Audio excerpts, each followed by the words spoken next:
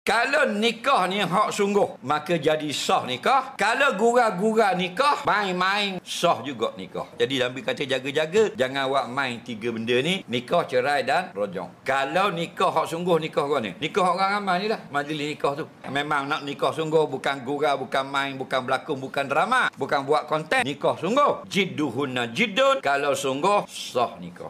Tapi ingat hak kedua Nabi kata, wahazluhunna jiddun. Hak gura main-main pun buat lolok, sah juga. Guana? Kata ulama, ada dua saksi, ada wali, sama ada wali itu wali mujubir ataupun wali hakim, wali ab'ad atau akrab, ada wali dan ada dua saksi. Sah nikah. Mana? Gura. Mana? Berlakon. Nombor satu, gura. Kawang dia ni nama mamak. Ada budak anak kecil hak puang. Umur baru setahun atau 2 tahun, atau 4 tahun atau 5 tahun, bubuh dalam raga motosikal. Wak raung musim kat Teluk Paku, pusing kot Kampung Panji, balik kot Kampung Padang, lipat kot sekolah TV, mari semula balik tang Teluk Paku. Siapa depan kubur tu belum masuk sini, ada kawan dia singgah. Assalamualaikum, waalaikumsalam. 3 orang situ. Seorang tu dia kata, lah, mu ada anak dara kalau gitu. Tengok anak puang dalam raga butuh. Dia tak tahu ada anak puang. Semua duk bawa anak lelaki besar dah. Ada anak dara rupanya umur 3 tahun atau 5 tahun duk dalam raga mutu. Mu ada anak puang kalau gitu. Awin nikah ngaku lah. Dia kata gitu. Nikah sungguh ke gura?